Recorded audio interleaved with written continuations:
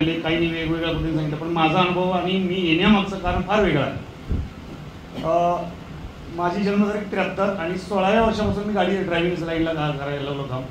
आणि गाडी चालवत असताना 25 वर्षे मुंबईमध्ये ट्रान्सपोर्टला काम केलं. मुंबई दिल्ली, मुंबई गोवा, मुंबई बेंगलोर असं करत असताना कुठल्याही क्षेत्राचा अनुभव नव्हता आणि सर्व काही व्यवस्थित चाललं होतं.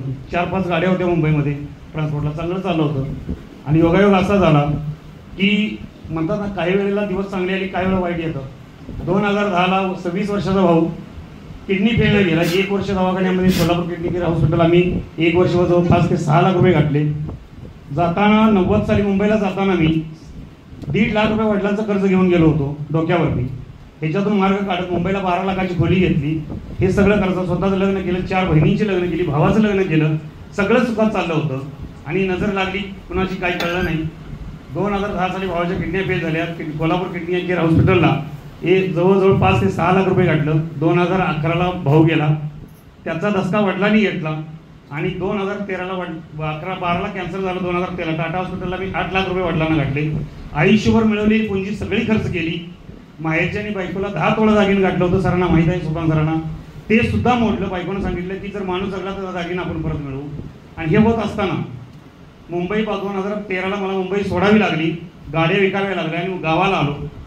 25 वर्ष मुंबईला राहिल्यामुळं गावचं वातावरण सूट होईना झाले.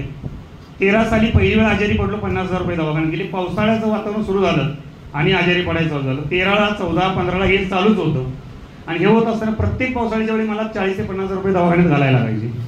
आणि हे करत असताना 2020च्या कोरोनाच्या काळात तर असा आजारी पडलो की अगदी यमाच्या दरवाजाला हात लावून परत आलो. कारण गॅरंटी संपली होती. निमोनिया झाला होता, छाती जाम झाली होती. सायबर कॅफेला मला ऍडमिट केला होता. ते बी डॉक्टरने सांगितलं एकच सीट बाकी खाट खाली, कुठेही घेतलं नाही. कोल्हापुरात तिथं घेतलं त्यांनी. आणि हे झालं असताना त्या कोरोनातून बरं होऊन आलो.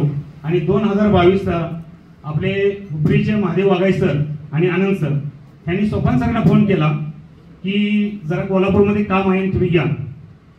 आणि या म्हटल्यावर आम्ही तिथे गेलो. मी सरांना म्हटलं, सर कशाला निघालो आपण? मला म्हटलं तुम्हाला काय करायचं, कारण सोपान सरांना शब्द कधी मी मोडत नाही. त्यांनी सांगितलं फक्त अमुक ठिकाणी जायचं आहे. मी विचारत नाही कुठं जायचं, काय जायचं, गाडी बसायचं, निघायचं. तिथं कोल्हापुरात आलो आणि शाहूपुरीत आल्यानंतर सरांनी फोन केला कुठे यायचं, तर सांगितलं असं असं आहे, IDBI बँक आहे, IDBI बँक आहे, तिच्या बाजूला गल्ली आहे, तिथं ऑफिस आहे, तिथे या. गेल्यानंतर तिथं केंगन वॉटरचा डेमो बघितला. मला काही माहीत नव्हतं.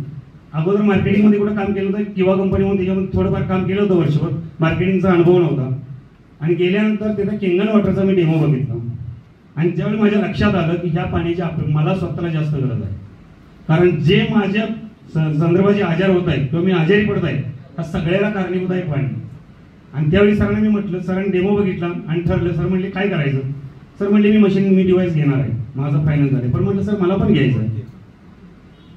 केव्हा कोरोनातून बाहेर आलो होतो, डोक्यावर 15 लाखाचं कर्ज.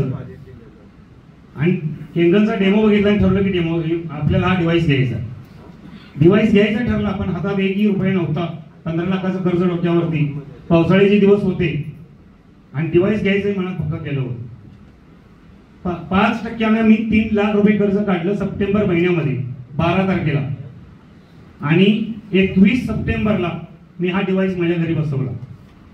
त्याच्यानंतर 21 सप्टेंबर 22 पासून आजपर्यंत घरात 1ही रुपयाची गोळी आलेली नाही. सगळे रिजल्ट या पाण्याने आले. पित्ताची गोळी मला सकाळी 1, संध्याकाळी आणि दुपारी 3 गोळ्या लागत होत्या. रोज संध्याकाळी 5 रुपयापासून इनो सुरुवात होती. त्यावेळी तो इनो प्यायचा मी संध्याकाळी झोपताना, कारण तो प्यायल्याशिवाय मला पोट आराम वाटायचंच नाही, पोट जाम वाटायचं. आणि ते चालू केल्यापासून आजपर्यंत आता 2 ते 2.5 वर्ष झाली. घरामध्ये कोणतीही गोळी नाही, कोणताही डॉक्टर नाही. मी लोकांना हेच सांगतो, ते काही आमचे फॅमिली डॉक्टरचे गावात फिरतात बघा, गावात दवाखान्यात, ते विचार